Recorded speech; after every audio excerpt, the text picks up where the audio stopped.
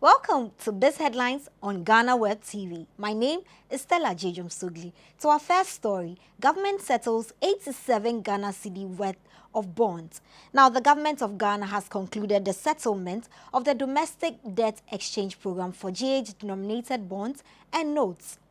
This achievement is an important milestone for government in implementing the post-COVID-19 program for economic growth during the current economic crisis. Under the program, government managed to restructure bonds to the tune of 87.76 billion. According to the Ministry of Finance, the settlement was made in line with terms and conditions stipulated in the second amended and restated exchange memorandum dated 3rd February 2023. Russian oil to be stashed in Ghana's pool of buyers shrink. A cargo of Russian oil is heading for storage tanks in Ghana, a nation that exports crude itself and is on the doorstep of two regional supply powerhouses. The development suggests that traders could be scouring the market for new buyers of Russian barrels after the European Union stopped almost all seaborne imports from the country in December. The bloc's measures made Moscow hugely reliant on Chinese and Indian purchases. In a related development, however, President Akufo-Addo is optimistic that Ghana will be able to clinch the IMF deal by the close of March. President Nana Danko Akufo-Addo says the government is systematically fulfilling the terms of the staff-level agreement reached with the IMF and is also confident that it will secure a deal by the close of March. With the successful process of the domestic debt exchange program and the support received from other creditors, he was upbeat that Ghana would clinch the 3 billion bailout from the IMF to improve the country's current economic situation. Quote, "I am confident with the cooperation we are receiving from members of the Paris Club and the People's Republic of China, which has sent a delegation from China's Exim Bank to Accra over the weekend to meet with officials of the Ministry of Finance. We shall be able to go to the board of the fund to conclude finally the agreement by the end of March." End quote. Government has secured a facility to ensure that impounded Ghana cards stuck in bonded warehouses are released to the National Identification Authority. The Minister of Finance, Ken Ofori-Atta, disclosed this to Parliament on Tuesday, February 28, 2023, when he appeared before the House. He was in Parliament with the NIA boss and the Electoral Commission chairperson to respond to issues around the EC's constitutional instrument, which is linked with the issuance of Ghana cards. As the NIA Professor Atefua said, we had come into an agreement with Cal Merchant Bank to ensure that the 3.5 million cards will be released at the appropriate time for the work to be done.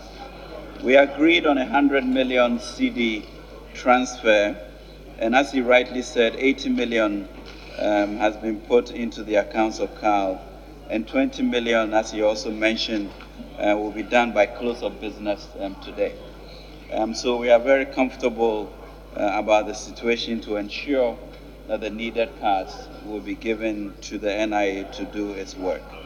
Mr. Speaker, the government has been extremely good about funding elections, and once NIA's job is linked to the elections, Mr. Speaker, we can assure the House that we would ensure that the resources needed would always be provided.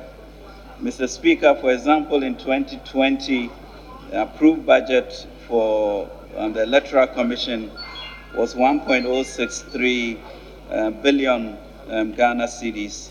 At the end of the day, the government released 1.367 billion to ensure that the elections went on well. It's the same fervor, interest, and commitment that now that the NIA is linked to the success of the elections, we'll do our part to ensure that the appropriate resources are made available to NIA. Ghana's Eurobonds extend declines as debt restructuring hits snag. Ghana's Eurobonds extended declines on Wednesday after the country missed a self-imposed deadline to restructure its bilateral debt, and S&P Global Rating warned bondholders face larger losses than anticipated. The nation's 2032 dollar securities dropped 0.5% to 36.8 cents in the dollar by 8:18 a.m. in London, bringing their decline this week to 1.7%. Finance Minister Ken Ofori-Atta wanted to reach a restructuring agreement with bilateral creditors by the end of February to help qualify for a $3 billion International Monetary Fund program. So far, Ghana has only partially completed the domestic debt part of the exchange program. A cargo containing 600,000 barrels of Russian crude oil to Ghana is reported to have been loaded at a port located in Kazakhstan. According to the Joy News report, documents in its possession show the exact port where the crude oil cargo was loaded is situated in Altau, Kazakhstan, where it set sail on January 25, 2023, before making its way to Ghana. The portal said that the certificate of quantity cited showed the shipper of the crude oil is the Hong Kong-based Bellatrix Energy Limited, which is said to have carried exactly 79,804.455 metric tons of crude oil. A total of 4 new large-scale mining companies are expected to start operations in the country within the next 24 months. According to the Minister of Lands and Natural Resources, Mr. Samuel Abujinapo, the new mines will comprise 3 gold mining firms and 1 lithium mining company and will boost the country's mining receipts as well as create new employment opportunities for the youth. The 4, Ahafo North, Azuma Resources, Ewoya, and Cardinal Resources will be located in the Ahafo, Upper East and West and Central regions.